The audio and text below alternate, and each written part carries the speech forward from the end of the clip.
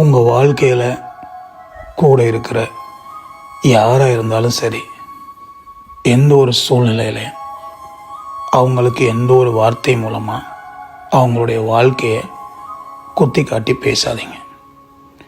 ஏன்னா அது ரொம்ப ரொம்ப வலிக்கும். அது ஒரு சின்ன இரையை குத்தி ஒரு தூண்டிலில் கொழுவி அதை கடலில் எரிஞ்சு ஒரு பெரிய மீனை பிடிக்கிற மாதிரி. அது ஒரு அம்பை ஒரு வில்லில் குத்தி இழுத்து எரிஞ்சு ஒரு மானை பிடிக்கிற மாதிரி. அது அந்த உயிர் அவ்வளவு வலியில் துடிக்கும். அப்படித்தான் அது அந்த உயிரை விடும். அந்த மாதிரி தான் இந்த குத்தி காட்டி பேசும்போதும் ஒவ்வொரு உயிருக்கும் அந்த இருக்கிற உறவுக்கும் அது ரொம்ப ரொம்ப வலிக்கும்.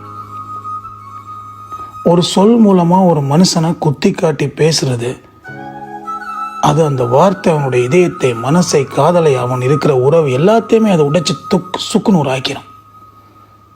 அது அவனுடைய சாதியையோ, பலவீனத்தையோ, ஏழ்மையையோ, அவன் குலத்தையோ, கோத்திரத்தையோ, தாய் தந்தையையோ, அவன் இயலாமையையோ, உறவினர்களையோ, குடும்பத்தையோ, தொழிலையோ, அவன் வாழ்வாதாரத்தையோ, நீ எதை பற்றி அவனை பற்றி மோசமாக நீ குத்தி காட்டி பேசினா அது அவனை இருக்கிறத விட எல்லாத்தையுமே அவனை உடைச்சி நொறுக்கி காயப்படுத்தும்.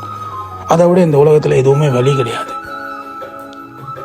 அப்படி ஒரு மோசமான வார்த்தையை உன் சந்தர்ப்ப சூழ்நிலைக்கு விட்டுட்டு அப்புறம் நீ அதிலேருந்து தெளிஞ்சு உணர்ந்து நீ அதுக்கு 1000 மன்னிப்பு கேட்டாலும் அந்த காயம் ஆறாது.